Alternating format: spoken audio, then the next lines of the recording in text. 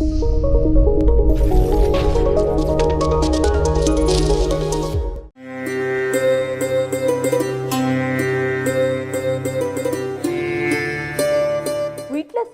ಮಹತೋಬಾರ ಶ್ರೀ ಪಂಚಲಿಂಗೇಶ್ವರ ದೇವರ ಮಹಾರಥೋತ್ಸವ ಇಟ್ಟಲಾಯನು ಬೃಹತ್ ಸಂಖ್ಯೆಯ ಭಕ್ತಜನ ಸಾಗರದ ಮಧ್ಯೆ ಅದ್ದೂರಿಯಾಗಿ ನಡೆಯಿತು.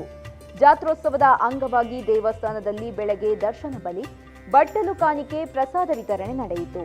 ಸಂಜೆ ಕಡಂಬುವಿನಿಂದ ಕೊಡಮನಿತಾಯ ದೈವದ ಭಂಡಾರ ಕ್ಷೇತ್ರಕ್ಕೆ ಆಗಮನವಾಯಿತು.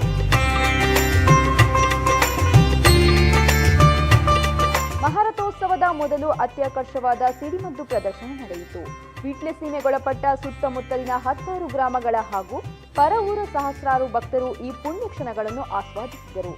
ಸಾಂಸ್ಕೃತಿಕ ಕಾರ್ಯಕ್ರಮದಲ್ಲಿ ಉರಿಮಜಲು ಮಕ್ಕಳ ತಂಡದಿಂದ ಸ್ವರತರಂಗ, ಸುಗಮ ಸಂಗೀತ, ಕುಮಾರಿ ದ್ವಿತಿ ಶೆಟ್ಟಿ ಪ್ರಸ್ತುತಪಡಿಸುವ ನೃತ್ಯಪರ್ಣಂ ಪ್ರದರ್ಶನಗೊಂಡಿತು.